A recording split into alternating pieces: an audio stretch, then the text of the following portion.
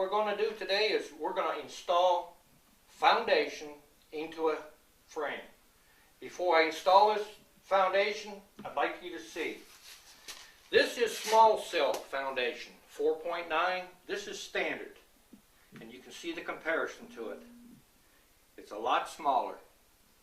This is what I make myself. This is commercially bought. This is Duragilt, which is a standard size, and this has a purpose for if you want to scrape honey off in your hive and you don't want to buy an extractor. But mainly what we're going to do is we're going to install this. I'm going to show you how to wire it. And what you do, this is a deep frame, deep foundation, and what we're going to do is set it right here. Try to center it in your frame. Before we do that, best thing to do is don't assume that that frame is square.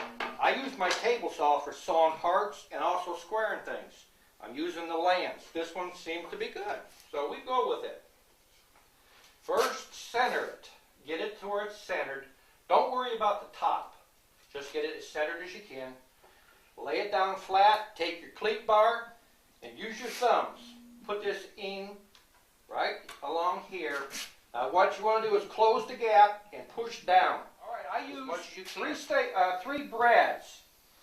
The reason for brads is that don't tear your cleat bar up. If you use a staple, it's impossible to get it out because you're going to want to redo it.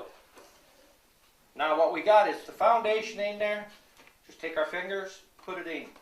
Now this is 4.9 foundation, other words known as small cell. Alright, now we're going to do a wiring trick here with fishing line. Get you a hammer, watch the fingers.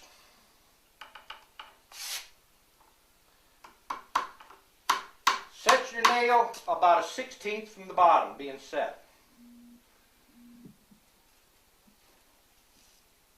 Now I'm setting about 1 inch above the eyelet hole. I'm going to start on the left side, the lower hole. I'm going to push through here, catch my fishing line. I'm going to come to the top hole here. If you got good eyesight, steady hands, goes a lot faster.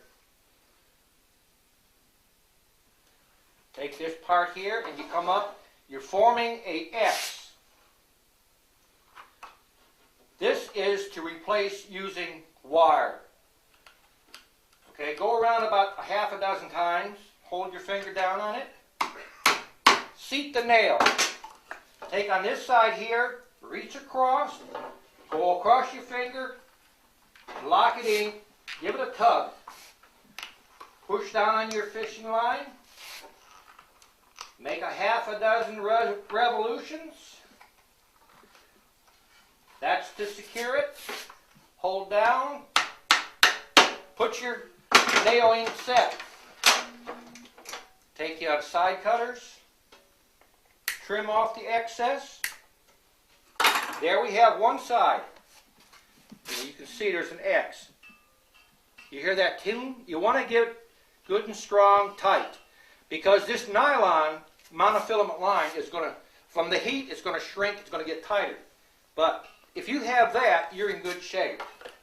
Now we're going to do the reverse side. Putting a nail 1 inch above your eyelet hole. Get it started in there if you can. Helps if you have thin fingers too. Fat bee man, he's got fat fingers. You'll figure on that. Okay, we've got 2 nails here.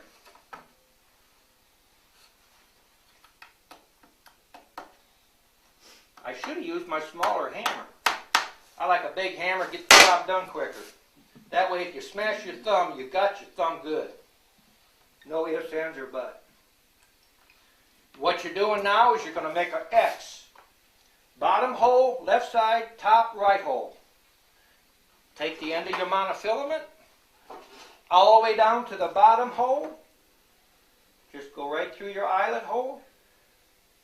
I haven't found any need to buy eyelets. The supply company probably won't want to hear that because they don't make any money on me. I'm cheap. In other words, I'm economical. Okay, I've got the tail end here. Bring it up. Go around a half a dozen times. Hold the tail out over here. Take your hammer. Set it. Just like that. If you don't think it's set, give it a little bit. That might be. Reach your hand down. Go across. Give it a tug. Push down on your monofilament line. Make you a half a dozen revolutions around there. Hold the line taut. Set that nail. Take your end cutters or a razor knife.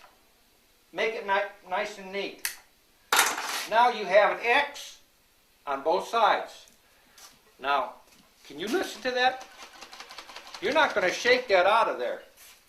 For added strength, what we're going to do is grab some nice bobby pins. And if you're married, your wife better watch out.